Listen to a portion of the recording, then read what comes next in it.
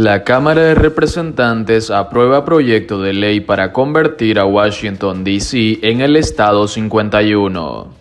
Es la segunda vez en la historia que la propuesta legislativa pasa de la Cámara Baja. La iniciativa requiere al menos 60 votos en el Senado, por lo que las probabilidades de aprobación son muy remotas. La Cámara de Representantes aprobó este jueves el proyecto de ley que convertiría a Washington, D.C. en el estado número 51 del país, que pasa ahora al Senado. Es la segunda vez en la historia que esto ocurre desde que el primer intento legislativo para convertir a la capital en un estado en 1993. La propuesta HR 51 también llegó a la Cámara Alta el año pasado, pero no prosperó. El proyecto legislativo fue aprobado con 216 votos a favor frente y 208 en contra.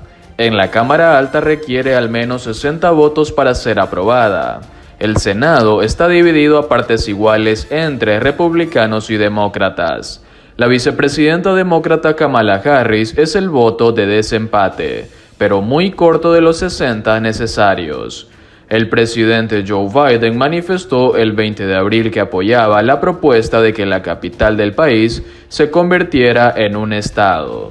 El 46% de la población de la capital del país es afroestadounidense, mientras que un 46% es blanca. De acuerdo con estimaciones de la Oficina del Censo de Estados Unidos, un 11,3% es de origen latino.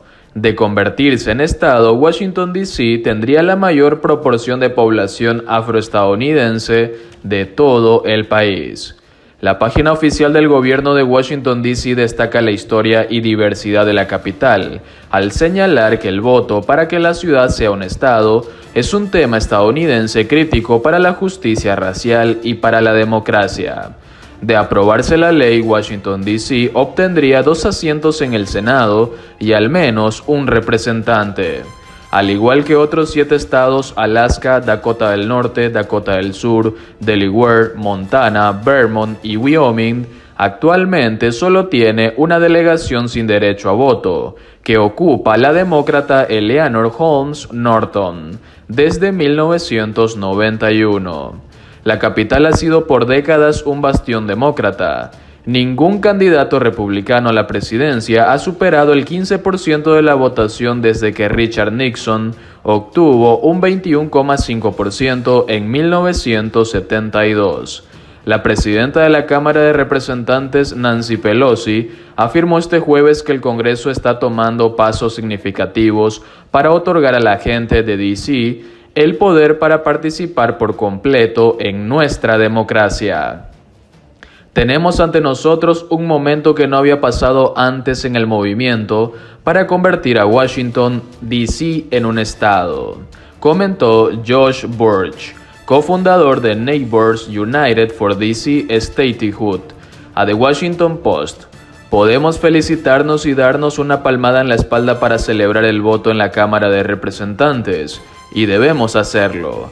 Pero realmente esto tiene que ser por poco tiempo, pues tenemos mucho trabajo por hacer para que esto sea una realidad en el transcurso del próximo año y medio.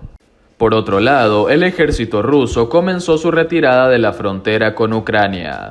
El ministro de Defensa de Rusia anunció que los ejercicios militares terminaron y que todos los soldados serían devueltos a las bases a principios de mayo.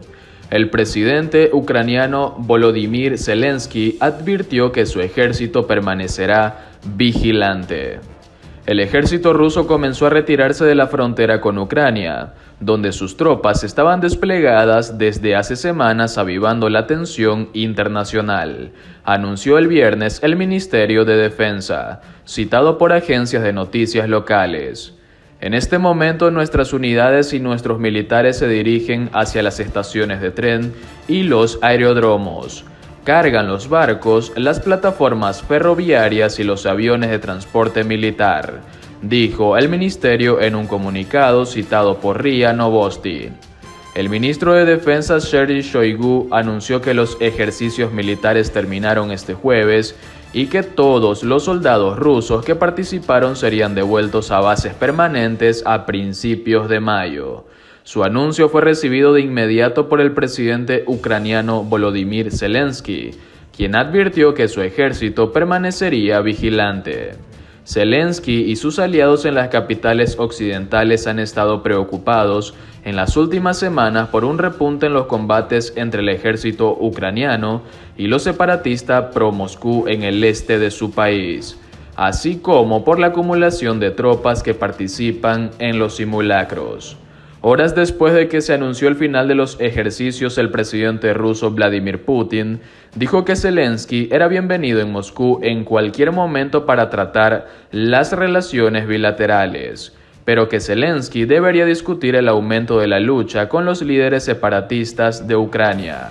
Kiev ha estado luchando contra los separatistas prorrusos en las regiones del este de Donetsk y Lugansk desde 2014. Luego de la anexión de la península de Crimea por parte de Moscú, el conflicto, que se ha cobrado más de 13.000 vidas, ha provocado la muerte de al menos 31 soldados ucranianos desde principios de año, en comparación con 50 en todo 2020.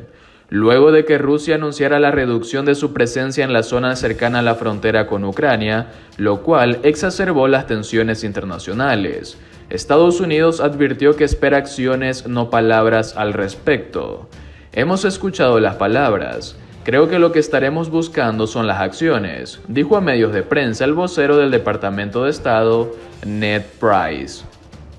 El anuncio de Moscú tuvo lugar este jueves, mismo día en el que llevó a cabo una serie de importantes ejercicios en Crimea, península ocupada y anexionada de Kiev en 2014. De los ejercicios participan más de 10.000 militares, 1.200 unidades de armas y equipamiento militar de las Fuerzas Combinadas del Distrito Militar Sur, la Flota del Mar Negro, la Flotilla del Caspio y las Fuerzas Aerotransportadas.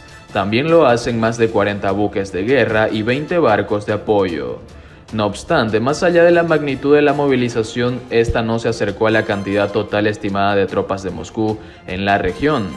Días atrás, la Unión Europea calculó unos 150.000 soldados que se encontraban allí, asegurando que ello era el mayor despliegue del ejército ruso en la frontera ucraniana e implicaba un riesgo evidente de una mayor escalada. La OTAN tomó nota del anuncio de la retirada de los soldados rusos, pero aseguró que permanecerá vigilante. En contraste, Rusia aseguró que sus soldados llevaron precisamente a cabo los ejercicios para hacer frente a las provocaciones ucranianas y a las actividades amenazadoras de la OTAN en sus fronteras. Y por último, la contundente respuesta de Estados Unidos a un mensaje del régimen de Nicolás Maduro que pedía el fin de las sanciones. Julie Chung, subsecretaria interina de la Oficina de Asuntos del Hemisferio Occidental del Departamento de Estado, exigió 5 puntos que debe cumplir el chavismo para poder evaluar el pedido del canciller Jorge Arreaza.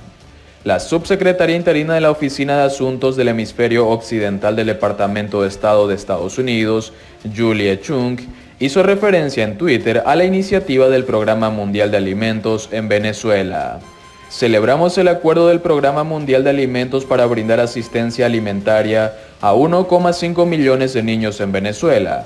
Estados Unidos sigue comprometido a aliviar el sufrimiento de los venezolanos. Esperamos que esta ayuda llegue rápidamente a quienes la necesitan, expresó la diplomática.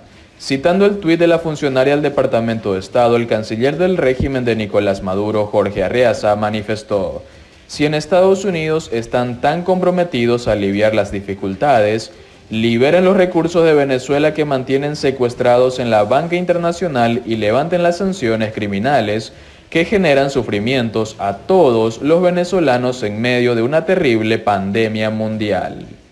Ante ello, Chung fue contundente en su respuesta.